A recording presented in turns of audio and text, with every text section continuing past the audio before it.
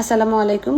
গতকাল 24শে এপ্রিল 2025 আল খালিজ নিউজে যে আপডেটটা আসছিল বাংলাদেশ ন্যাশনালিটিদের ভিসা সহজকরণের জন্য, অর্থাৎ এখানে বলা হয়েছে যে কনসাল জেনারেলে বলেছিলেন বাংলাদেশের ভিসা আসলে ডিসকাস চলতেছে, এটা কিভাবে ইজি করা যায়।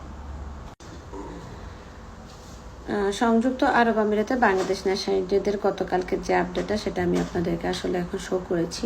সেটা হচ্ছে যে আসলে সহজকরণ বা ইজি করার জন্য একটা প্রক্রিয়া চলছে। তো এটা থেকে আসলে আমরা ধারণা পেতে পারি যে খুব শীঘ্রই হয়তো আমাদের জন্য একটা সুখবর আসবে। আর পুরো ডিটেলস, পুরো যে কলামটা সেটা আমরা যদি পুরোটাই পড়ি তাহলে বোঝা যাচ্ছে যে এখান থেকে অ্যাকচুয়ালি হাই প্রফেশনের ভিসাগুলো নিয়ে হয়তো আমরা কোনো নতুন আপডেট পাবো।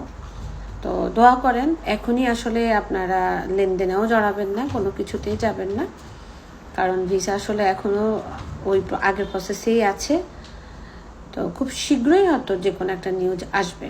আর আজকে সকালে আল খালিজ নিউজে আরেকটা আপডেট আমরা পেয়েছি, সেটা হচ্ছে যে হয়তো আমাদের ভিসার যে ইন্ডিভিজুয়াল কস্টগুলো বা স্টেপগুলো সেগুলো লেবার এবং ইমিগ্রেশনে আবার নতুন করে মূল্য নির্ধারণ করা হবে।